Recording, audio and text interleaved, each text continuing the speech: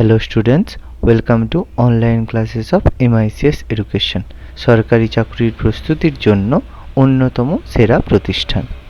এখানে আপনারা WBCS, railway, PSC, SSC, school service commission, defence এবং অন্যান্য যে কোনো ধরনের রাজ্য সরকারের এবং কেন্দ্রীয় সরকারের চাকরির জন্য প্রস্তুতি নিতে পারেন ইংরেজি এবং বাংলা উভয় মাধ্যমেই। অভিজ্ঞ শিক্ষকের দ্বারা প্রশিক্ষণ দেওয়া হয়। এছাড়া প্রতি সপ্তাহে অনলাইন মক টেস্ট এবং প্রতি মাসে মাসিক মক টেস্টের মাধ্যমে আমরা ছাত্রদের সার্বিক মূল্যায়ন করে থাকি। এছাড়া সমস্ত ক্লাসের স্টাডি মেটেরিয়াল আমরা স্টুডেন্টদের পিডিএফ হিসেবেও প্রোভাইড করে থাকি। সমস্ত লাইভ ক্লাসের রেকর্ডিং দেওয়া হয়। তাহলে আজকেই যোগাযোগ করুন আমাদের সাথে নিচে দেওয়া নাম্বারগুলিতে এবং সরকারি চাকরির প্রস্তুতির জন্য নিজেকে আরেক ধাপ এগিয়ে নিয়ে যান। ধন্যবাদ। তো আমরা মোটামুটি আগের ক্লাসে জুডিশিয়ারি পড়ছিলাম এবং লাস্ট আমাদের জুডিশিয়ারি বিভিন্ন কেসগুলো আমরা ডিসকাস করেছি। আজকে আমরা ডিসকাস করব মোটামুটি আমাদের কনস্টিটিউশনের শেষ চ্যাপ্টার। এরপরে আমি তোমাদের কিছু টপিক করাবো আলাদাভাবে, অ্যাটর্নি জেনারেল, অ্যাডভোকেট জেনারেল, তারপর ক্যাগ। তো এগুলো সম্পর্কে কি কি ল্যাঙ্গুয়েজ রয়েছে সেই সম্পর্কে কিছু ছোট ছোট টপিক করাবো। তো এটা আমাদের মোটামুটি ইম্পর্টেন্ট চ্যাপ্টার গুলোর মধ্যে একদম মোটামুটি শেষ চ্যাপ্টার। বাকি যেগুলো আমরা কিছু শর্ট শর্ট নোট টাইপের আমরা কিছু কিছু পোস্ট গুলো নিয়ে আমরা পড়ব। তো আমরা জানি ভারতের সংবিধান চালু করা হয়েছিল 26শে জানুয়ারি 1950, যেদিন সংবিধানকে কার্যকরী করা হয়, যেটাকে আমরা রিপাবলিক ডে বলে জানি। সেখান থেকে এখনো অবধি 2011 সাল অবধি ভারতের সংবিধান মোট 105 বার, লাস্ট 105 লাস্ট হলো 105 বার সংশোধিত হয়েছে। প্রথমবার সংবিধান সংশোধন হয়েছিল 1951 সালে, 1951-এ, অর্থাৎ পরের বছর প্রথম বছরই ভারতের সংবিধান প্রথমবার অ্যামেন্ডমেন্ট বা সংশোধন করা হয়েছিল। ভারতের যে সংবিধান সংশোধনের জন্য একটা বিল পেশ করতে হয়, সেই বিল একমাত্র সংসদেই উত্থাপন করা হয়। অর্থাৎ কোনো কিছু অ্যামেন্ডমেন্ট করার ক্ষমতা একমাত্র ভারতীয় সংসদের হাতেই রয়েছে এবং সংসদের যে কোনো কক্ষেই এই বিল উত্থাপন করা যায়। মানে কনস্টিটিউশন অ্যামেন্ডমেন্ট বিল সংসদের যে কোনো কক্ষেই, অর্থাৎ আইদার লোকসভা বা রাজ্যসভা, যে কোনো কক্ষেই আমরা সংবিধান সংশোধন বিল বা কনস্টিটিউশন অ্যামেন্ডমেন্ট বিল উত্থাপন করতে পারি। কিন্তু কোন রাজ্য বিধানসভায়, অর্থাৎ কোন স্টেটের বিধানসভায় কিন্তু সংবিধান সংক্রান্ত কোন রকমের বিল উত্থাপন করা যাবে না। অর্থাৎ কনস্টিটিউশন অ্যামেন্ডমেন্ট বিল উত্থাপন করা যায় কেবলমাত্র রাজ্যসভা বা লোকসভাতে। কোন রাজ্যের বিধানসভায় কিন্তু সংবিধান সংশোধন করার জন্য যে বিল, সেটা উত্থাপন করা যায় না। কেন্দ্রীয় সরকার বা সেন্ট্রাল গভর্নমেন্ট বা সংসদের যে কোনো কক্ষে যে কোনো সাংসদ বিলের মাধ্যমে সংবিধান সংশোধনের প্রস্তাব গ্রহণ করতে পারে। অর্থাৎ যে কোনো সাংসদ, যে কোনো পার্লামেন্টের মেম্বার, তারা কি করতে পারেন, সংসদের যে কোনো কক্ষে, অর্থাৎ ইদার হাউস, লোকসভা বা রাজ্যসভা, যে কোনো কক্ষেই এই বিলটাকে প্রস্তাব করতে পারে। যে কোনো সাংসদ এই ধরনের সংবিধান সংশোধন বিল প্রস্তাব করতে পারে। সরকার যে বিল উত্থাপন করে সেগুলোকে আমরা সরকারি বিল বলে থাকি। অলরেডি আমরা পার্লামেন্ট পড়ার সময় সরকারি বিল, বেসরকারি বিল সম্পর্কে আলোচনা করেছি। কোন সাংসদ যদি ব্যক্তিগতভাবে যে বিল উত্থাপন করে, সেটি বেসরকারি বিল নামে পরিচিত হয়ে থাকে। তাহলে সরকারি বিল, বেসরকারি বিল আমরা পড়েছিলাম। মন্ত্রী পড়েছিলাম, পূর্ণমন্ত্রী, ক্যাবিনেট মন্ত্রী, উপমন্ত্রী, এগুলো পড়েছিলাম। ভারতীয় সংবিধানে প্রায় সকল অংশকে একই পদ্ধতিতে কিন্তু পরিবর্তন করা যায় না। অর্থাৎ সংবিধানে যে কোনো পার্ট, একটু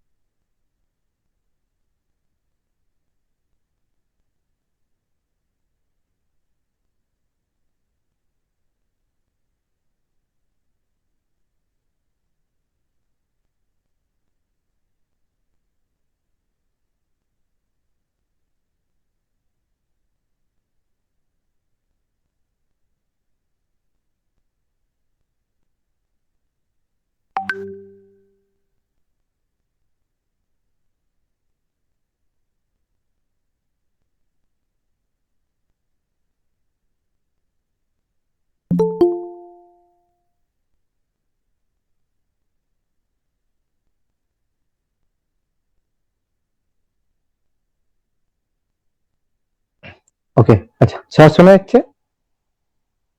হ্যাঁ স্যার। ওকে,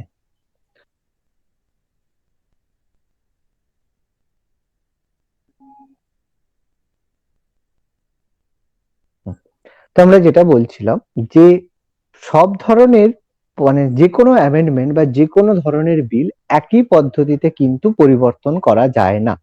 এগুলো কি হয় বিভিন্ন গুরুত্ব অনুসারে, অর্থাৎ যে আর্টিকেলের যেরকম গুরুত্ব সেই অনুসারে বিভিন্ন অংশের অ্যামেন্ডমেন্টের জন্য বা সংশোধনের জন্য বিভিন্ন পদ্ধতি গ্রহণ করতে হয়। যেমন কিছু হয় তিন ধরনের সংসদীয় মানে তিনটে পদ্ধতিতে আমাদের সংশোধন হয়ে থাকে, যার মধ্যে দ্বিতীয় তৃতীয় সংশোধন আমাদের 368 নম্বর ধারায় রয়েছে। আমরা ডিসকাস করছি প্রথম ধরনের সংশোধন, অর্থাৎ ফার্স্ট টাইপ অফ অ্যামেন্ডমেন্ট। যেভাবে আমরা প্রথম ধরনের সংবিধান সংশোধন করে থাকি সেই প্রসেসটা কি? সেই প্রসেসটা হচ্ছে যে সংসদের প্রতিটি কক্ষে সাধারণ সংখ্যাগরিষ্ঠ, টার্মগুলো একটু মনে রাখবে, যেটাকে সাধারণ সংখ্যাগরিষ্ঠ বা সিম্পল মেজরিটি বলা হয়ে থাকে, সাধারণ সংখ্যাগরিষ্ঠ দ্বারা পাস করা হয়, যেটাকে the first type of amendment includes that can be passed in the form of simple majority in each house of the parliament। টার্মটা মনে রাখবে, যেটাকে বলা হয় সাধারণ সংখ্যাগরিষ্ঠ বা সিম্পল মেজরিটি, মানে যেটা 51% ভোট, সেটাকেই বলা হয় সাধারণ সংখ্যাগরিষ্ঠ বা সিম্পল মেজরিটি। দ্বিতীয় ধরনের সংশোধনী অর্থাৎ সেকেন্ড টাইপ অফ অ্যামেন্ডমেন্ট যেটা হয়ে থাকে, দ্বিতীয় টাইপ অফ অ্যামেন্ডমেন্ট বা দ্বিতীয় ধরনের যে সংশোধনী প্রস্তাব হয়ে থাকে, সেকেন্ড টাইপ অফ অ্যামেন্ডমেন্ট যেটা হয়ে থাকে, সেখানে কি হয়, তাকে বলা হয় বিশেষ সংখ্যাগরিষ্ঠতা। যেটা সাধারণ সংখ্যাগরিষ্ঠতা ছিল, এটাকে বলা হয় বিশেষ সংখ্যাগরিষ্ঠতা। বিশেষ সংখ্যাগরিষ্ঠতা মানে যেটাকে আমরা বলবো স্পেশাল মেজরিটি। আমি বলেছিলাম যে এই কথাগুলো আমি পড়ানোর সময় অনেকবার তোমাদের ডিসকাস করেছিলাম এবং বলেছিলাম অ্যামেন্ডমেন্ট যখন পড়াবো তখন এগুলো সম্পর্কে ভালোভাবে ডিসকাস করব। তাহলে প্রথম সংশোধনীতে রয়েছে সাধারণ সংখ্যাগরিষ্ঠ, যেটাকে আমরা বলবো সিম্পল মেজরিটি, যেখানে ভোট হবে 51%। দ্বিতীয় ধরনের সংশোধনী হবে বিশেষ সংখ্যাগরিষ্ঠতা, যেটাকে আমরা বলবো স্পেশাল মেজরিটি। ওকে, আর যেটা আমরা স্পেশাল মেজরিটি যেটা বলবো সেটাকে 2/3 মেজরিটিও আমরা বলতে পারি, মানে 2/3 ভোট লাগে স্পেশাল মেজরিটির ক্ষেত্রে। এবং লাস্ট টাইপ অফ অ্যামেন্ডমেন্ট যেটাকে আমরা বলি বিশেষ সংখ্যাগরিষ্ঠতা, সেটা হচ্ছে তৃতীয় ধরনের যে অ্যামেন্ডমেন্টটা রয়েছে, সেটা রয়েছে বিশেষ সংখ্যাগরিষ্ঠতা।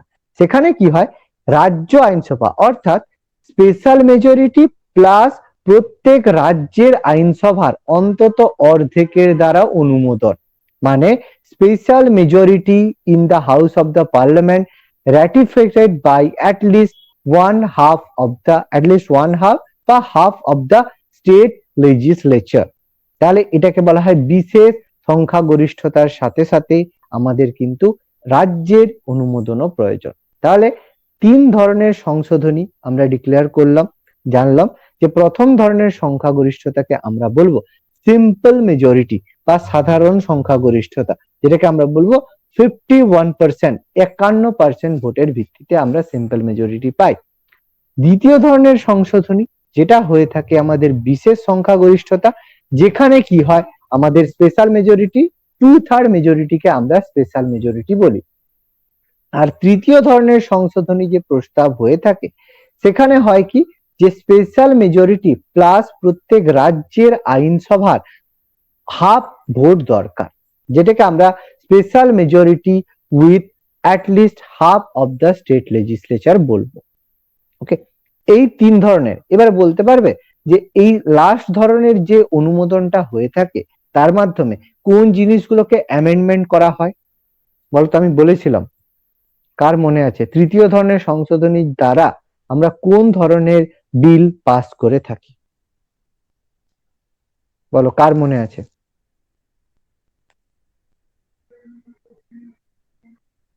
এনিবডি? মধুমিতা, সৌম্যজিৎ, শিখা, কি মনে আছে বলো? কি পাল্টানো হয় তৃতীয় ধরনের অ্যামেন্ডমেন্টের দ্বারা?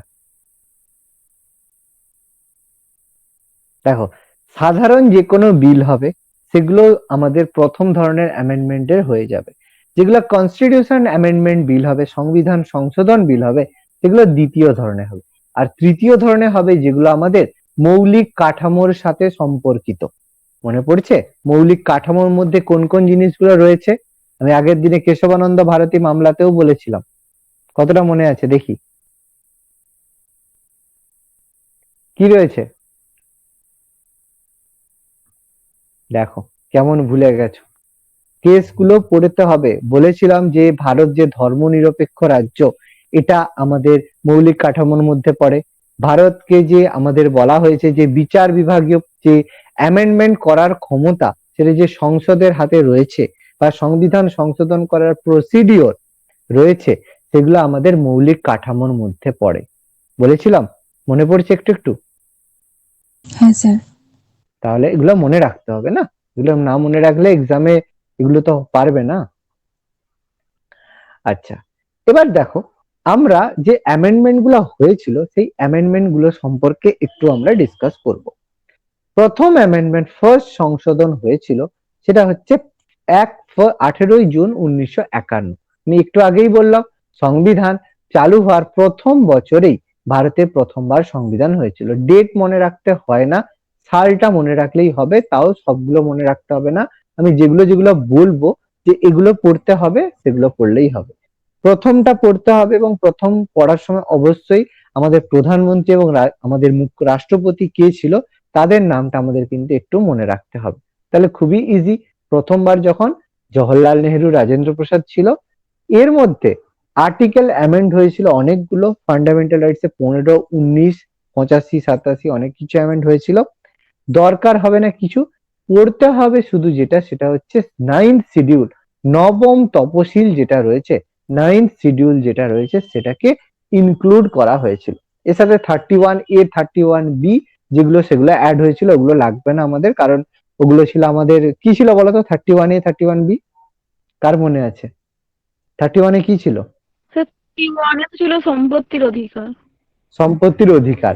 ওর সাথেই ক্লজ হিসাবে 31A আর 31B কে অ্যাড করা হয়েছিল। সেই ক্লজ গুলো পরে 31 কে উঠিয়ে দেওয়া হয়। এই আর্টিকেল গুলো অ্যাড করা হয় সম্পত্তির অধিকারে, যেগুলো পরে অ্যামেন্ড করে তুলে দেওয়া হয়। কত সালে তোলা হয়েছিল সম্পত্তির অধিকারকে? 1978 সালে 44তম সংবিধান সংশোধনীর মাধ্যমে 300 এর ধারায় 1978, 300A add করা লিগাল আমাদের হচ্ছে এখন সম্পত্তির অধিকারকে আমাদের ফান্ডামেন্টাল রাইটস থেকে বাতিল করা হয়েছে। প্রথম অ্যামেন্ডমেন্টের উদ্দেশ্য ছিল যে ভূমি স্বত্বভোগী বা মধ্যস্বত্বভোগী সংক্রান্ত রাজ্য বিধানসভার আইনকে স্বীকৃতি দেওয়া, আর যেসব মৌলিক অধিকার বিষয়ে যেসব সমস্যা ছিল সেগুলোকে অতিক্রম করা। 15, 19 এই যে শিক্ষা বিষয়ক এবং যেসব অনগ্রসর শ্রেণী রয়েছে, মানে যেগুলো পিছিয়ে পড়া অনগ্রসর শ্রেণী রয়েছে, তাদের জন্য বিশেষ ব্যবস্থা গ্রহণ এবং সংবিধানে নবম তফসিলকে অন্তর্ভুক্ত করা। আমি একটু আগেই যেটা বললাম 9th শিডিউলকে ইনক্লুড করা ছিল এই যে অ্যামেন্ডমেন্টের প্রধান উদ্দেশ্য, নবম শিডিউলকে অ্যাড করা। যেটা আমাদের ইংলিশে আমাদের বলা রয়েছে added special provinces for the advancement and the any socially and economically backward classes and or for the schedule caste and schedule tribe, SC ST দের জন্য। শিডিউল কাস্ট, শিডিউল ট্রাইব এবং ইকোনমিক্যালি ব্যাকওয়ার্ড যেসব community রয়েছে তাদের জন্য special Province দেওয়া হয়েছিল। এছাড়া কি করা হয়েছিল? To fully secure the constitutional validity of zamindari abolition law and to place the reasonable restriction on freedom of speech। এই যে বাক স্বাধীনতা, তার উপর যে রিজনেবল একটা রেস্ট্রিকশন, যেহেতু ফ্রিডম অফ স্পিচ আমাদের সংবিধানের একটা পার্ট রয়েছে, সেই জায়গায় বাক স্বাধীনতাকে এক্সপ্লেন করা হয়েছিল যে তোমার বাক স্বাধীনতা থাকলেও তুমি যাকে যা খুশি বলতে পারবে না। অর্থাৎ বাক স্বাধীনতার মধ্যেও যে কিছু রেস্ট্রিকশনস রয়েছে, সেই রেস্ট্রিকশন গুলোকে এক্সপ্লেন করা হয়েছিল এই অ্যামেন্ডমেন্টের মাধ্যমে।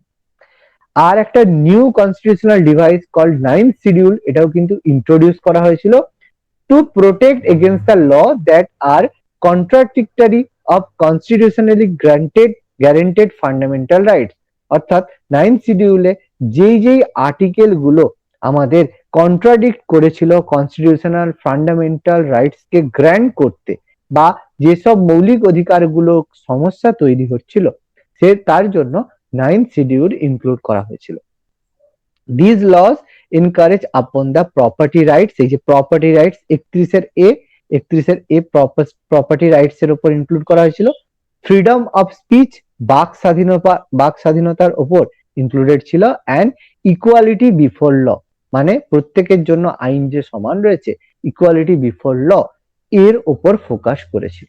তাহলে দেখো দুটো বাংলা ইংলিশে দুটোই লেখা রয়েছে, একটাই কারণে অ্যামেন্ডমেন্ট গুলো আমাদের কিন্তু একটু ভালো করে পড়তে হবে। আমি এই কারণে প্রত্যেকটা অ্যামেন্ডমেন্টই বাংলা ইংলিশে দিচ্ছি, এর মধ্যে কিছু কিছু একটু ইম্পর্টেন্ট যেগুলো আমাদের একটু ভালো করে পড়তে হবে। ওকে, তার মধ্যে ফার্স্ট অ্যামেন্ডমেন্টটা কিন্তু খুব ইম্পর্টেন্ট, একটু ভালো করে আমাদের দেখতে হবে যেহেতু এটা প্রথমবার হয়েছিল। নেক্সট অ্যামেন্ডমেন্ট, দ্বিতীয় অ্যামেন্ডমেন্ট হয়েছিল 1953 সালে, যেটা জওহরলাল নেহরু, রাজেন্দ্র প্রসাদ দুজনেই ছিলেন প্রধানমন্ত্রী রাষ্ট্রপতি হিসাবে। আর অ্যামেন্ড করা হয়েছিল আর্টিকেল 81A ক্লজ বি কে করা হয়। সেখানে কি বলা হয়েছিল,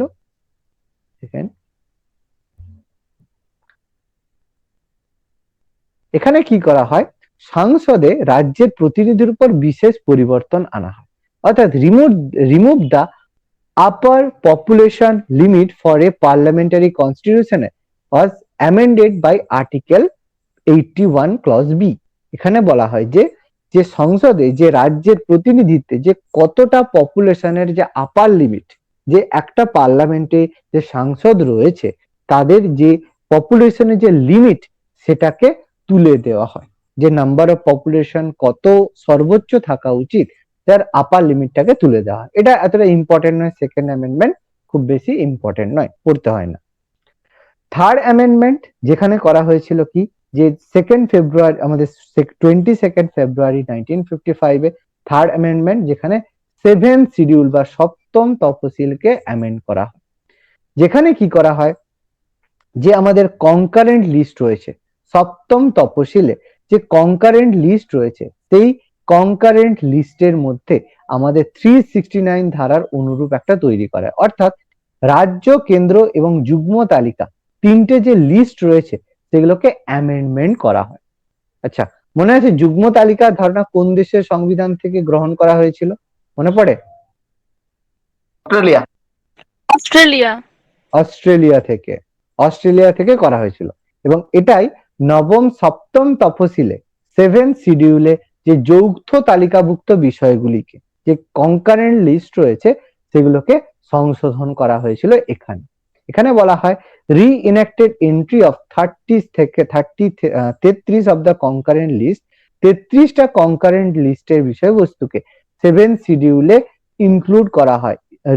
relation to the include trade and commerce in and the population, production, supply and the distribution of 4 classes of essential commodities like foodstuff including edible oil seeds, যেগুলো আমাদের তেল তৈরি করা হয়, এবং oil, cattle fodder including oil cakes and other concentrates, raw cotton, whether gind and uppind and cotton seeds and the raw jute। তো যেই জিনিসগুলো কনকারেন্ট লিস্টে অর্থাৎ যুগ্ম তালিকায় যেসব বিষয় জিনিসগুলো ইনক্লুডেড ছিল সেগুলোকে সংশোধন করা হয়েছিল।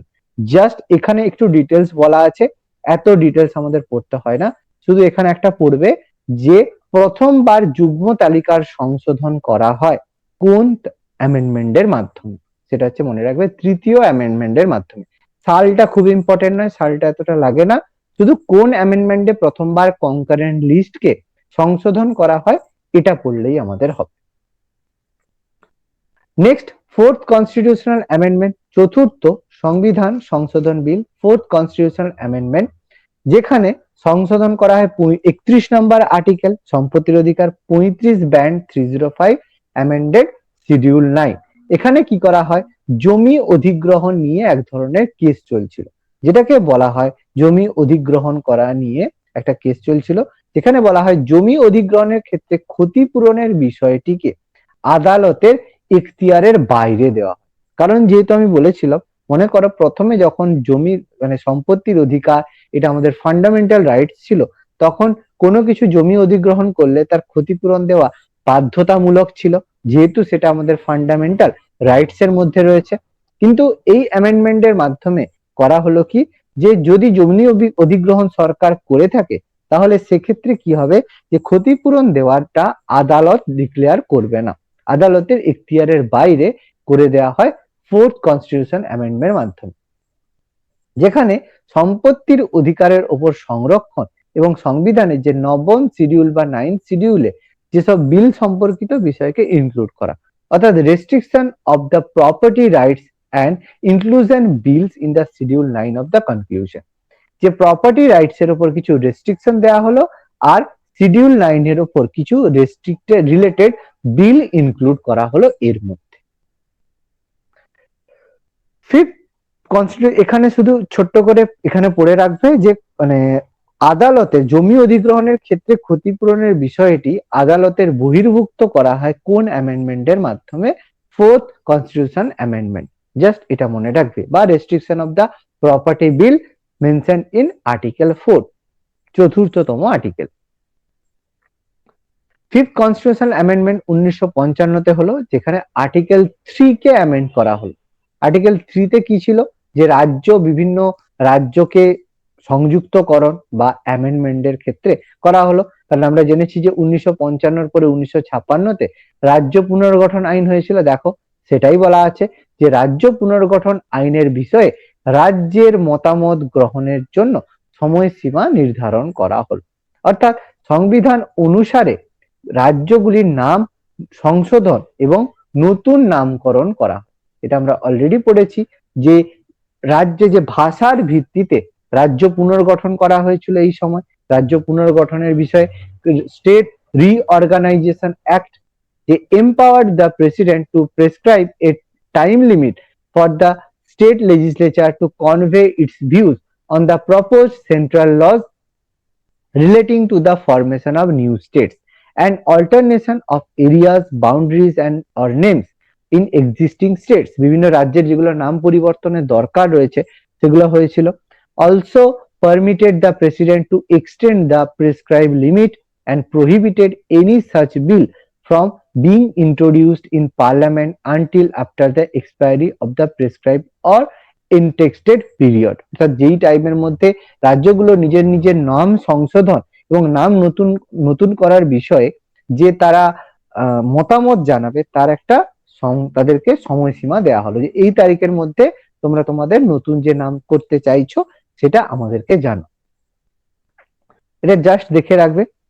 সিক্সথ অ্যামেন্ডমেন্ট, যেখানে করা হলো কি, যে অ্যামেন্ড করা হলো আর্টিকেল 269 এবং আর্টিকেল 268 কে এবং শিডিউল 9 কে অ্যামেন্ড করা হলো, যেখানে বলা হলো পণ্য বিক্রয়ের ক্ষেত্রে যে কোন রকম কিছু পণ্যদ্রব্য বিক্রয়ের ক্ষেত্রে কর সংক্রান্ত বা ট্যাক্স সংক্রান্ত জন্য সংবিধানের 269 এবং 286 ধারা সংশোধন করা হলো, যেখানে কর ব্যবস্থা বৃদ্ধির দ্বারা ট্যাক্সেশন পরিবর্তনের দ্বারা কেন্দ্র এবং রাজ্য তালিকাকে আবার সংশোধন করা হলো, অর্থাৎ amendment of the union list and state list with respect to raising tax। একটু আগে বলেছিলাম দেখো কনকারেন্ট লিস্ট কে করা হয়েছিল আমাদের কোন অ্যামেন্ডমেন্টে, কনকারেন্ট লিস্ট করা হলো একটু আগে বললাম, এই দেখো থার্ড মনে হচ্ছে, তাই তো, যুগ্ম তালিকা কনকারেন্ট লিস্ট অ্যামেন্ড করা হলো থার্ড, আর আমাদের ইউনিয়ন লিস্ট আর স্টেট লিস্ট কে অ্যামেন্ড করা হলো সিক্সথ, ষষ্ঠ কনস্টিটিউশনাল অ্যামেন্ডমেন্ট বিলের মাধ্যমে। দুটো যেন গুলিয়ে না যায় একটু খেয়াল করবে, ইউনিয়ন লিস্ট আর স্টেট লিস্টকে অ্যামেন্ড করা হলো সিক্সথ কনস্টিটিউশন অ্যামেন্ডমেন্ট, যেখানে কর বৃদ্ধির দ্বারা রাজ্য এবং কেন্দ্র তালিকাকে সংশোধন করা হলো। এরপর সেভেন্থ কনস্টিটিউশন অ্যামেন্ডমেন্ট বিল, সপ্তম কনস্টিটিউশন অ্যামেন্ডমেন্ট বিল, যেটা 1956 সালে হলো। এখানে হিউজ আর্টিকেল অ্যামেন্ড করা হলো, আর্টিকেল আমাদের 1, 3, 49, 80 অনেক আর্টিকেল এবং 258 বিভিন্ন অ্যামেন্ড করা হলো। পার্ট 8 কে অ্যামেন্ড 1 to 4 এবং 7 শিডিউল কেও অ্যামেন্ড করা হলো, যেখানে আমরা ডিসকাস করব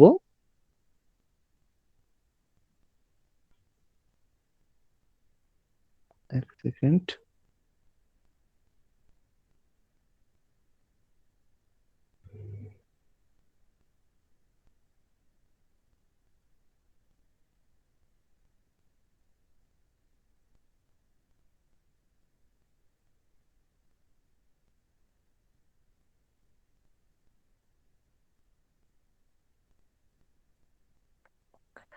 ওকে, এখানে যে উদ্দেশ্য কি, কিসের জন্য আমরা রাজ্য পুনর্গঠনের কথা বলেছিলাম, এটাই দেখো।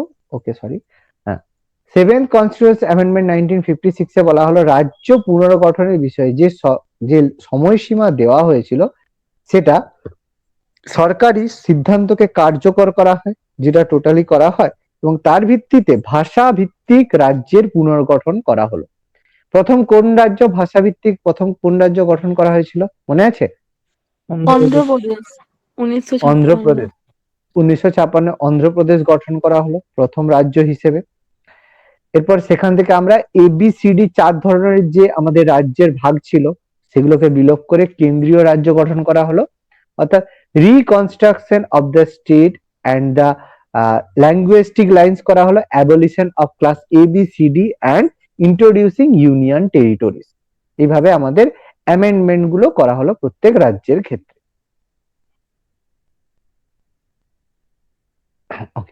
এইট কনস্টিটিউশনাল অ্যামেন্ডমেন্ট হলো 1960-এ জওহরলাল নেহরু আর্টিকেল অ্যামেন্ড করা হলো, 334 নম্বর আর্টিকেলকে অ্যামেন্ড করা হলো। সেখানে বলা হলো যে তপশিলি জাতি উপজাতি অর্থাৎ শিডিউল কাস্ট, শিডিউল ট্রাইব এবং অ্যাংলো ইন্ডিয়ান যেসব মেম্বাররা রয়েছে তাদের জন্য তাদের যে সংরক্ষণের ব্যবস্থা সেটাকে 10 বছরের বদলে 20 বছর করা হলো। যে অ্যামেন্ডমেন্ট তাদের যে এটা রয়েছে 10 বছরের যে তাদের আসন সংরক্ষণ ছিল, তপশিলি জাতি উপজাতি, শিডিউল কাস্ট, শিডিউল ট্রাইব এবং যেসব অ্যাংলো ইন্ডিয়ান সম্প্রদায় যারা লোকসভায় 2টো সিট ছিল তাদের আসন সংরক্ষণের ব্যবস্থা 10 থেকে বাড়িয়ে 20 করে দেওয়া হলো, অর্থাৎ extended the period of reservation of the scheduled caste and scheduled tribe and Anglo-Indian in the Lok Sabha in the state legislature bill until 1970। তাহলে 1960-এ যেহেতু হয়েছে তাহলে 10 বছরে যেটা ছিল তার বদলে 20 বছর করা হলো, যেটা 1970 অবধি ছিল সেটাকে বাড়িয়ে 1980 অবধি করা হলো, অর্থাৎ টোটাল 10 বছরে সংরক্ষণের ব্যবস্থা 10 বছরের বদলে 20 বছর করা হলো। এটা দরকার হবে না এতটা, কিন্তু আগেরটা ইম্পর্টেন্ট, আমাদের হচ্ছে আর্টিকেল 7 ইম্পর্টেন্ট। আচ্ছা, আর্টিকেল 9 আমাদের অ্যামেন্ডমেন্ট 9 বলেছে যে 28 ডিসেম্বর 1960 ভেরি ভেরি ইম্পর্টেন্ট, 1960 খুব ইম্পর্টেন্ট 9th শিডিউল। সেখানে একটা জিনিসই যেটা হচ্ছে বেরুবাড়ি হস্তান্তরকরণ। বেরুবাড়ি হস্তান্তরকরণ সম্পর্কে ভারত এবং পাকিস্তানের চুক্তিকে কার্যকর করার জন্য সংবিধান সংশোধন হয়। এই যে বেরুবাড়ি মামলা হস্তান্তর বলেছিলাম 1960 সালে হয়েছিল, যে কিছু জায়গা পাকিস্তানের কিছু জায়গা ভারতের মধ্যে অবস্থান করেছিল, সেই হিসাবে জায়গা নিয়ে অ্যাডজাস্টমেন্ট হচ্ছিল। যে বেরুবাড়ি হস্তান্তর ছিল পাকিস্তানের কিছু জায়গা ভারতে, ভারতের কিছু জায়গা পাকিস্তানে, সেগুলো জায়গা হস্তান্তর হয়েছিল, যেটাকে বেরুবাড়ি হস্তান্তর 1960-তে হয়েছিল। অর্থাৎ মেজর, এই জন্য এটা হচ্ছে দেখো অ্যামেন্ডেড শিডিউল 1 প্রথম শিডিউলে এটা রয়েছে, minor adjustment to the territory of the Indian Union consequent to the agreement with Pakistan for settlement of dispute of the discrimination border village etc. এই জায়গাগুলোকে নিয়ে যে কিছু ডিসপিউট হয়েছিল সেই ডিসপিউট গুলোকে মেটানোর জন্য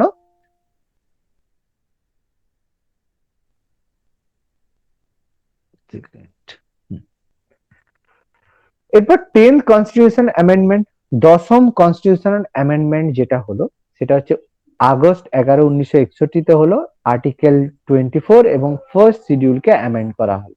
যেখানে কি হলো আমরা পড়েছি পর্তুগিজদের অধিকারভুক্ত ছিল, পর্তুগিজরা অধিকার করেছিল দাদরা নগর হাভেলি, পর্তুগিজদের অধিকার করা যে দাদরা নগর হাভেলি ছিল, সেই দাদরা নগর হাভেলি যেগুলো আমাদের কেন্দ্রশাসিত অঞ্চল রয়েছে ইউটি, সেগুলোকে ভারতের অন্তর্ভুক্ত করে কেন্দ্র শাসিত অঞ্চলের মর্যাদা দেওয়া হয়। দাদরা নগর হাভেলিকে ইনক্লুড করে কেন্দ্র শাসিত অঞ্চলের মর্যাদা দেওয়া হয়। এরপর এগুলোকে আমাদের কেন্দ্রীয় রাজ্য মানে যেগুলোকে ইউনিয়ন টেরিটরি হিসেবে ইনক্লুড করা হয়, অর্থাৎ incorporation of Dadra Nagar Haveli as a union territory consequent to acquisition for the Portugal, অর্থাৎ দাদরা নগর হাভেলিকে ইনকর্পোরেশন করা হলো অ্যাজ এ ইউনিয়ন টেরিটরি। তাহলে এটা ছিল আমাদের দশম কনস্টিটিউশনাল অ্যামেন্ডমেন্ট। এরপর 11 কনস্টিটিউশন 11তম সংবিধান সংশোধন বিলের মাধ্যমে করা হলো কি, যে 1961 করা হলো, সেখানে আর্টিকেল 68 এবং 66 এবং আর্টিকেল 71 কে অ্যামেন্ড করা হলো। সেখানে বলা হলো যে, এখানে বলা হলো যে এই সংশোধনের দ্বারা নির্বাচনী ব্যবস্থা যখন ইলেকশন হবে, নির্বাচনী ব্যবস্থায় কোনো শূন্যতার কারণে যে রাষ্ট্রপতি এবং উপরাষ্ট্রপতি নির্বাচনের বৈধতা সম্পর্কে কোন রকম প্রশ্ন উত্থাপিত না হলে তার ব্যবস্থা গ্রহণ করা হবে। অর্থাৎ বলা হলো যে রাষ্ট্রপতি এবং উপরাষ্ট্রপতি নির্বাচন যখন হবে, কারণ 61 এখানে নির্বাচনের বদলে যৌথ অধিবেশনের বদলে সেই যৌথ একটা বিশেষ নির্বাচনী কলেজ, এটা যেটাকে আমরা বলি ইলেকটোরাল কলেজ, অর্থাৎ গঠন করা হবে, ইলেকটোরাল কলেজ গঠন করা হবে। সেই ইলেকটোরাল কলেজের মাধ্যমে রাষ্ট্রপতি এবং উপরাষ্ট্রপতি নির্বাচন ব্যবস্থা সংগঠিত হবে, যেটা এখন আমাদের কলিজিয়াম পদ্ধতি বলা হয়ে থাকে, ইলেকটোরাল কলেজ বা কলিজিয়াম পদ্ধতি। অর্থাৎ election of vice president and the vice president by the electoral college, যেগুলো যেহেতু আমরা জানি প্রেসিডেন্সিয়াল নির্বাচন হয় ইনডাইরেক্ট ভোটে, মানে আমাদের জনগণের দ্বারা নির্বাচিত প্রতিনিধি যারা রয়েছে, এই যে ধরো আমাদের প্রতিনিধি বলতে এই যে লোকসভা রাজ্যসভার মেম্বাররা রয়েছে তাদের ভোটে রাষ্ট্রপতি নির্বাচিত হয়, প্লাস বিধানসভার ভোটেও, বিধানসভার যে আমাদের এমএলএ রয়েছে তাদের ভোটেও হয়ে থাকে, মানে যাদেরকে সাংসদ এবং বিধায়ক বলে থাকে। সাংসদ এবং বিধায়কের মধ্যে পার্থক্য প্রত্যেকের জানা আছে তো? সাংসদ কারা, বিধায়ক কারা? কেউ এরকম আছো জানো না যে সাংসদ কাদেরকে বলে, বিধায়ক কাদেরকে বলে? কেউ যদি না জানো বলো, লজ্জার কিছু নেই, যদি না জানা থাকে বলো, আর যদি জানা থাকে তাহলে আমি আর বলবো না।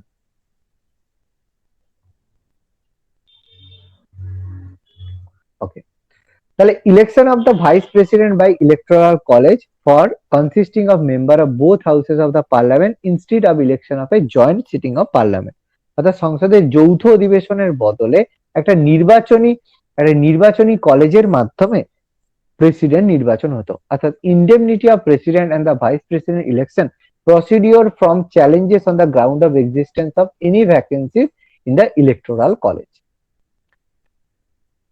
এরপর 12 শিডিউল হলো, 12তম কনস্টিটিউশন অ্যামেন্ডমেন্ট হলো, যেখানে আর্টিকেল 240 এবং পার্ট 1 কে, শিডিউল 1 কে অ্যামেন্ড করা হলো। উদ্দেশ্য ছিল সংবিধানের 240 নাম্বার ধারা আর্টিকেল 240 কে অ্যামেন্ড করা এবং তার মাধ্যমে গোয়া, দমন, দিউকে কেন্দ্র শাসিত অঞ্চলের মর্যাদা দেওয়া। 240 নাম্বার ধারাকে অ্যামেন্ড করে প্রথম তপশিলের মধ্যে, যেহেতু ফার্স্ট শিডিউলের মধ্যে রয়েছে রাজ্য পুনর্গঠন বা নতুন রাজ্য গঠন, এগুলো আমাদের প্রথম শিডিউলের মধ্যে রয়েছে, এর মাধ্যমে গোয়া, দমন, দিউ এদেরকে কেন্দ্র শাসিত অঞ্চলের মর্যাদা দান করা হয়। অর্থাৎ ইনকর্পোরেশন অফ গোয়া, দমন and Diu as a union territory consequent of acquisition for the পর্তুগালের কাছ থেকে গোয়া, দমন, দিউকে কেন্দ্রশাসিত অঞ্চলের মর্যাদা দেওয়া হয়। 12তম কনস্টিটিউশনাল অ্যামেন্ডমেন্ট বিল, যেটা হচ্ছে 1961 সালে হয়েছিল। এরপর 13তম কনস্টিটিউশনাল অ্যামেন্ডমেন্ট বিল হলো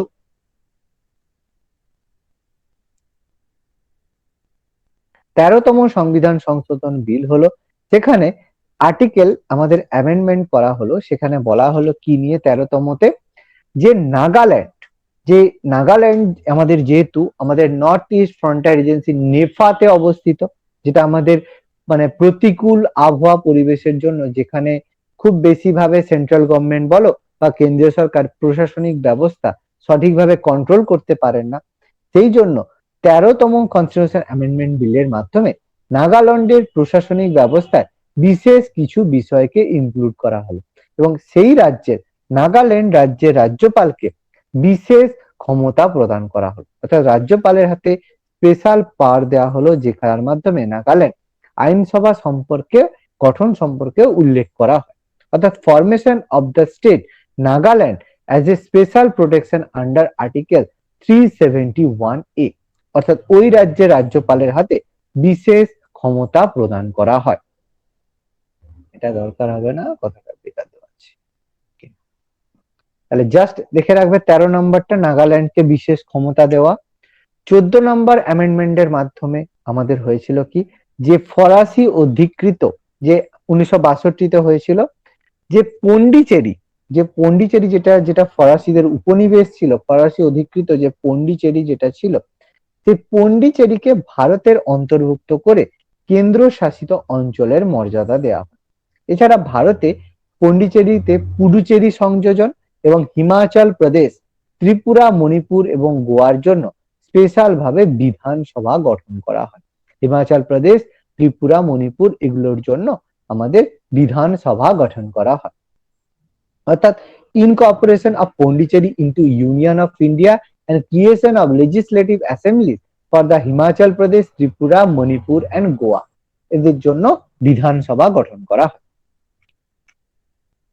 15তম কনস্টিটিউশনাল অ্যামেন্ডমেন্ট বিলের মাধ্যমে 15তম কনস্টিটিউশনাল অ্যামেন্ডমেন্ট বিলের মাধ্যমে কি করা হয়, যে বিচারপতিদের, হাইকোর্টের যে বিচারপতিদের, এটা অ্যামেন্ডমেন্টটা হয়েছিল 1963 তে, বিচারপতিদের অবসরের বয়স বাড়িয়ে 60 থেকে 22 করা হয় এবং বিচারকদের বিষয় সংক্রান্ত বিষয় নিয়ে তাদের অ্যামেন্ডমেন্ট করা হয়। অর্থাৎ raise retirement age of the high court জাজ ফ্রম 60 টু 60 থেকে 62 করে দেওয়া হয়। and other minor amendment for the rationalizing interpretation of the rules regarding judge। 16তম কনস্টিটিউশন অ্যামেন্ডমেন্ট বিলের জায়গায়, যেটা 1963 তে হলো, যেখানে কি করা হলো, সংবিধানের 19 নম্বর ধারা, বলো বলো। বলছিলাম ওই এডুকেশন মানে শিক্ষা তো কনকারেন্ট লিস্টের মধ্যে পড়ে। একদম আজকে একটা পেপার যেটা দিয়েছে আর কি, যে অধ্যাপকদের বয়স 68 বছর করা আছে, তো তাতে কি দুজনকার সব মানে মতামত রয়েছে না একজন রাজ্য সরকার করতে পারে? আচ্ছা, এটাতে এটা কিন্তু বোথ লাগবে আমাদের, হচ্ছে কনকারেন্ট লিস্ট, তো সেই জন্য বোথ মানে এদের দুজনেরই লাগবে। মানে আমাদের আজকে দিয়েছে কিন্তু দেখলাম যে 68 বছর করা হচ্ছে অধ্যাপকদের মানে রিটায়ারমেন্টের বয়স। ওটা তোমার বিলটা পেশ হবে এতে, তোমার বিলটা পেশ হবে লোকসভাতে। এবার ভোট দেওয়ার ক্ষেত্রে এটা তোমার হয়তো স্টেটের ভোট নেবে কিনা, কারণ এটা যদি দেখো দুরকম হতে পারে, যে যেহেতু অধ্যাপকদের বয়স যদি আমাদের ওয়েস্ট বেঙ্গলদের ক্ষেত্রে করা হয়, কারণ এটা তো ইউনিভার্সিটি গ্র্যান্ড কমিশনের মাধ্যমে করা হবে, কারণ যদি সেটা ওয়েস্ট বেঙ্গলের শুধু অধ্যাপকদের হয় তাহলে আমাদের পশ্চিমবঙ্গ বিধানসভাতেই হয়ে যাবে, আর যদি সারা ভারতের করা হয় তখন সেটা আমাদের পুরো সেন্ট্রাল গভর্নমেন্ট থেকে করবে। ঠিক আছে, কারণ কাদের করছে, কোন বিল উত্থাপন করছে সেটা ডিপেন্ড করবে। বুঝে গেছে ব্যাপারটা? হ্যাঁ স্যার।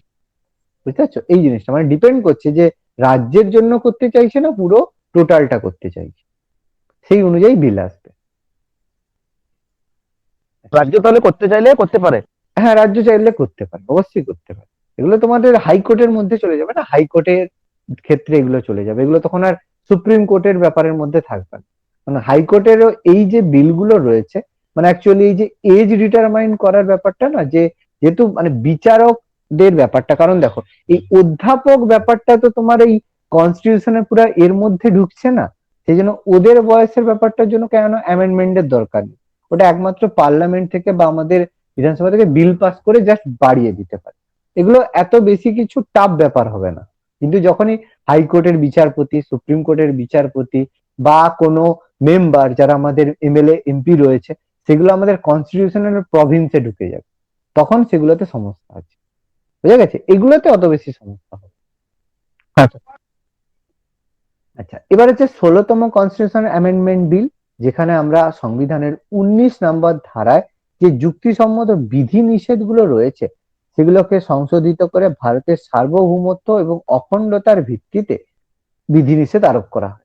সেখানে আমরা ডিসকাস করছি যে পাবলিক অফিসে যোগদান করার জন্য যে কোনো কেউ যখন পাবলিক অফিস বলতে যেগুলো আমাদের এই যে রাষ্ট্রপতির যে অফিস, রাষ্ট্রপতির এতে, তাহলে প্রত্যেক জায়গায় শপথ গ্রহণকে বাধ্যতামূলক করা হয়। অর্থাৎ যে কোনো এতেই যাবে ওথ নেওয়া বাধ্যতামূলক, এবং গণতন্ত্রের প্রতি তার যে বাধ্যতামূলক শ্রদ্ধা, আনুগত্য স্থাপন করা, এগুলোকে বাধ্যতামূলক করা হয়।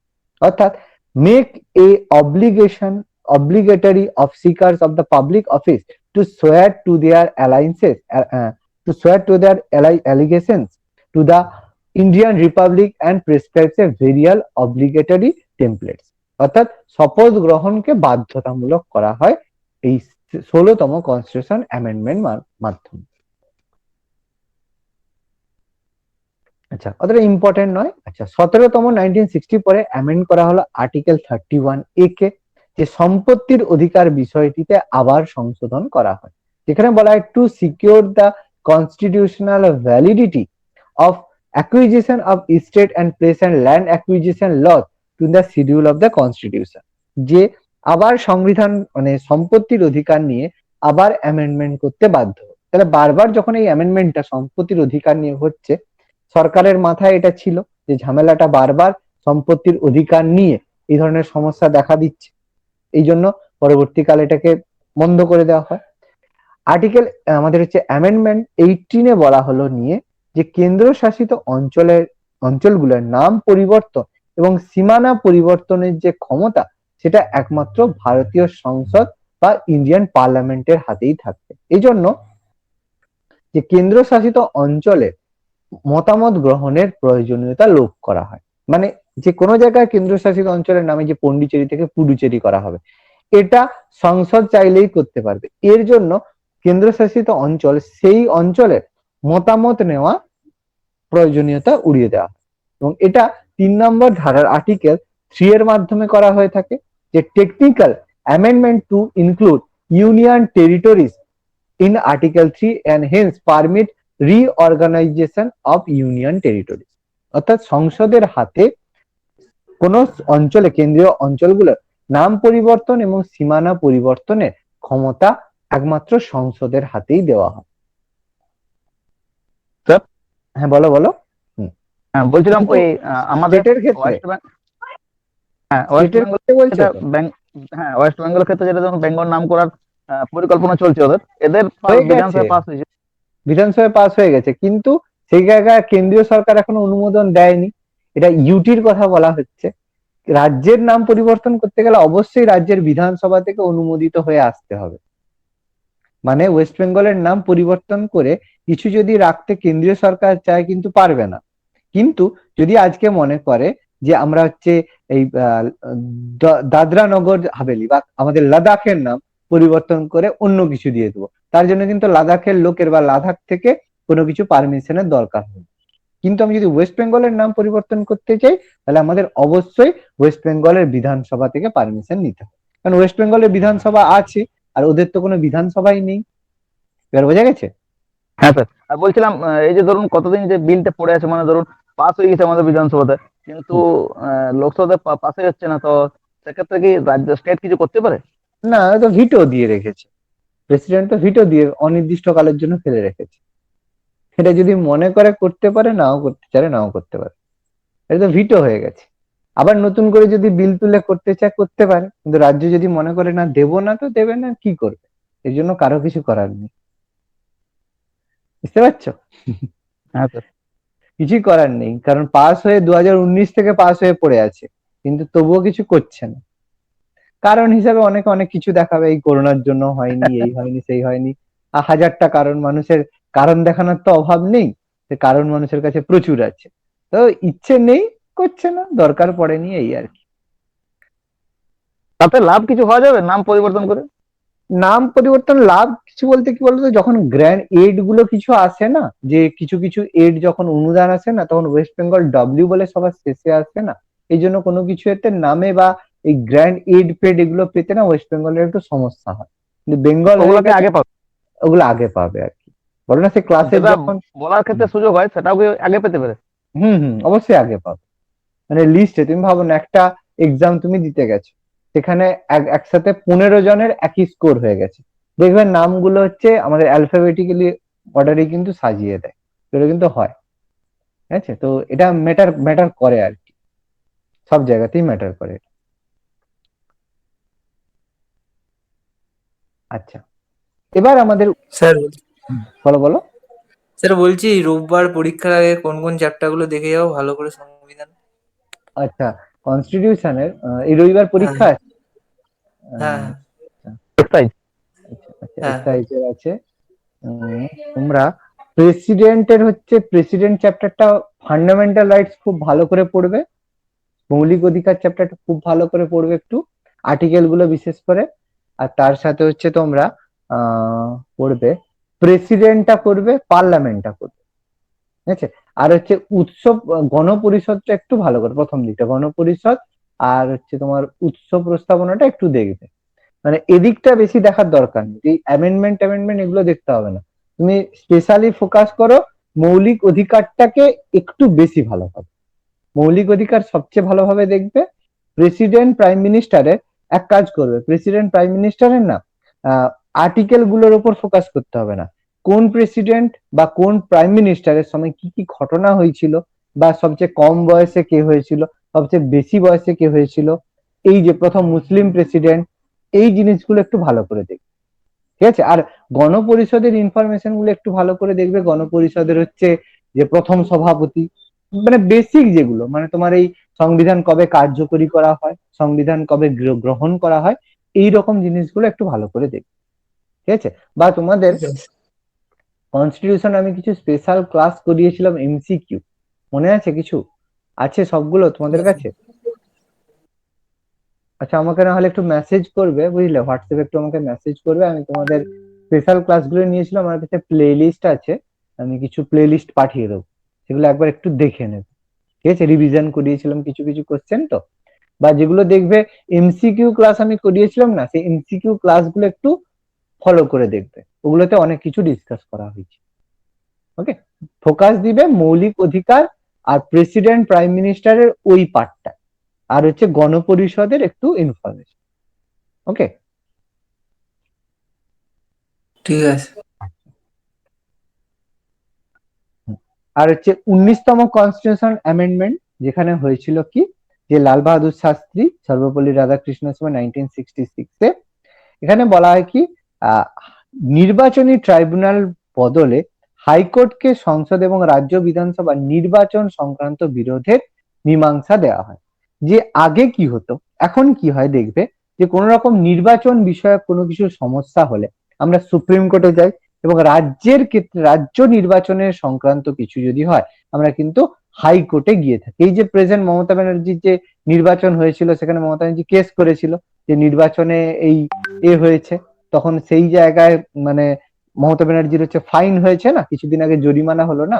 অর্থাৎ এর আগে কি ছিল, নির্বাচনী ট্রাইব্যুনাল এই বিরোধগুলোকে মেটাতো, কিন্তু তাতে দেখবে পার্সিয়ালিটির কথা একটা আসে, এই জন্য এই ক্ষমতাটা রাজ্যের বিধানসভা নির্বাচন সংক্রান্ত ডিসপিউট কিছু হলে সেটা হাইকোর্ট দেখবে, আর কেন্দ্রের বা প্রেসিডেন্সিয়াল নির্বাচনের কোন রকমের সমস্যা হলে সেটা সুপ্রিম কোর্ট দেখবে।